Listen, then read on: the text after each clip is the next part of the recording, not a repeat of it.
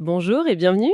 Alors aujourd'hui on plonge dans un sujet qui nous concerne toutes et tous directement dans nos maisons et sur nos factures. Notre chaudière. Exactement. Et surtout, comment faire en sorte qu'elle arrête de vider notre portefeuille. On a épluché un guide technique assez dense et notre mission, c'est d'en extraire les pépites, les vrais leviers pour économiser. C'est ça. On a tous cet appareil, souvent un peu mystérieux dans un coin de la cave ou de la cuisine, et on pense que tant qu'il produit de la chaleur, tout va bien. Mais c'est pas si simple. Non. La réalité, c'est que la plupart des chaudières tournent en sous-régime.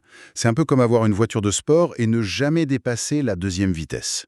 Il y a un potentiel d'efficacité énorme qui est gaspillé. Et ce potentiel, on va les chercher. On va commencer par les réglages, ces fameux boutons qu'on n'ose jamais toucher. Hmm. Ensuite, on verra ce qui se passe vraiment pendant un entretien annuel et on terminera avec une astuce presque low-tech mais redoutablement efficace. Prêt? Prêt? Allons-y. Parfait. Alors, les réglages. Mon premier réflexe, comme beaucoup de monde, je pense, c'est le thermostat mural. Je le monte, j'ai plus chaud, je le baisse, j'ai moins chaud. On a l'impression que tout se joue là. Et c'est la première idée reçue à déconstruire. Le thermostat, c'est la télécommande. Il donne l'ordre final. Mais la performance, l'efficacité, elle se joue en coulisses. Au cœur de la chaudière. Exactement. En fait, le rendement, c'est un balai à 3 danseurs, 3 paramètres qui doivent être en parfaite harmonie. Un balai à 3, c'est-à-dire. La température de l'eau qui circule, sa vitesse de circulation, c'est ce qu'on appelle le débit, et la pression générale du circuit. D'accord. Si un seul des trois fait un faux pas, toute la performance s'écroule. D'accord, un balai à 3. Commençons par la température de l'eau. J'imagine que plus l'eau est chaude, plus ça consomme. C'est assez intuitif ça. C'est intuitif et c'est vrai. Pousser la température de l'eau à 60 ou 80 degrés au cas où est une source de gaspillage massive. Alors c'est quoi l'astuce? La vraie intelligence, c'est d'avoir une température qui s'adapte. Les systèmes les plus efficaces aujourd'hui, ils utilisent une sonde extérieure.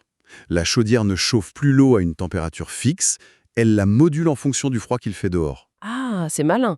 Donc s'il fait un petit 10 degrés en automne, la chaudière se dit pas la peine de forcer. Voilà, elle envoie de l'eau, disons, à 45 degrés. Mais si on passe à -5 en plein hiver, là elle met le paquet et la chauffe à 60. C'est exactement ça.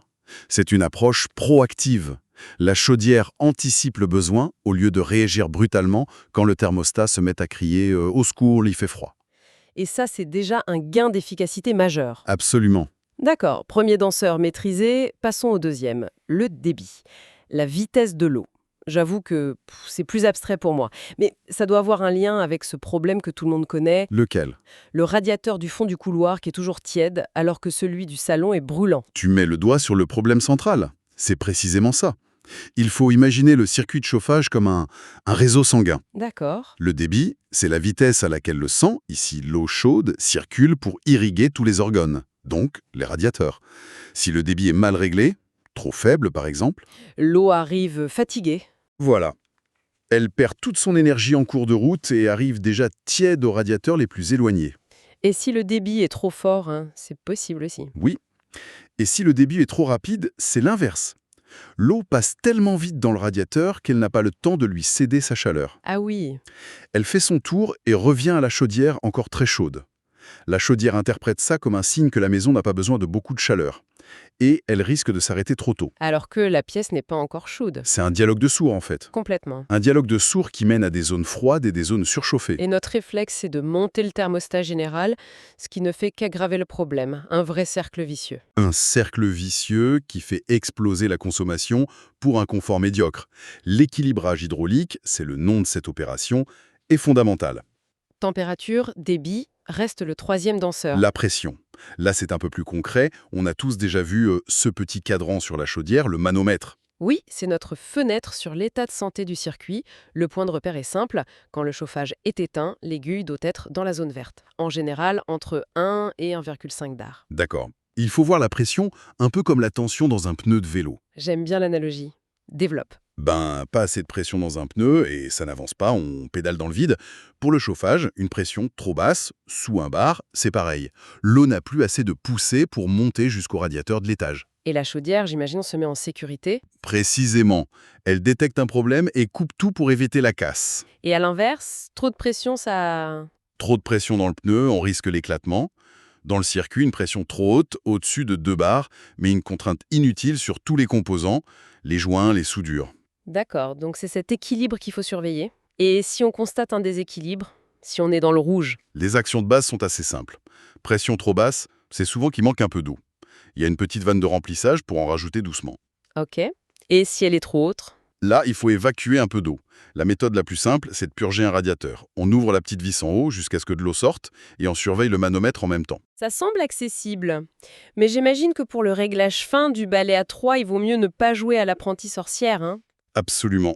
Ces petites manips peuvent dépanner, mais l'harmonisation parfaite de la température, du débit et de la pression, c'est vraiment le travail d'un professionnel. Justement, parlons-en. L'entretien annuel. On sait que c'est obligatoire, mais on a souvent l'impression que c'est une formalité un peu chère. Est-ce que le gain de rendement est si significatif? C'est une excellente question et la réponse est un oui catégorique. Il faut arrêter de voir ça comme une simple obligation et le considérer comme une visite d'optimisation. Une optimisation. Oui, un entretien bien fait peut faire économiser entre 8 et 12% sur la facture. Ce n'est pas négligeable du tout. 8 à 12%, d'accord, là ça devient très concret. Mais qu'est-ce qui est fait exactement pendant cette visite pour atteindre un tel gain? Le technicien ne se contente pas de nettoyer le brûleur, il audite l'ensemble de l'installation. Et en fait, elle se compose de 2 grands systèmes. Il y a d'abord ce qu'on appelle le circuit primaire. Le circuit primaire, c'est la production de chaleur, la salle des machines en quelque sorte? C'est exactement ça, le cœur du réacteur. Il vérifie la chaudière, nettoie le brûleur, contrôle le circulateur, la pompe, qui est le cœur battant du système, bref, tout ce qui crée et émet la chaleur en mouvement. D'accord, pour la salle des machines. Et le deuxième système? C'est le circuit secondaire. Si le premier est la centrale électrique, le second, c'est tout le réseau de distribution. Les autoroutes de la chaleur. J'aime bien l'image. Ce sont les tuyaux, les radiateurs, le plancher chauffant, tout ce qui achemine l'eau chaude jusqu'à nous. Et là, que fait le technicien? Il va vérifier que la chaleur est bien livrée à bon port, il va purger l'air dans les radiateurs, qui est l'ennemi numéro 1 d'un bon échange thermique. Ah oui, le fameux glouglou. Voilà. Un radiateur à moitié rempli d'air, c'est un radiateur qui chauffe à moitié, mais pour lequel la chaudière a travaillé à 100%. C'est une perte sèche. Totalement.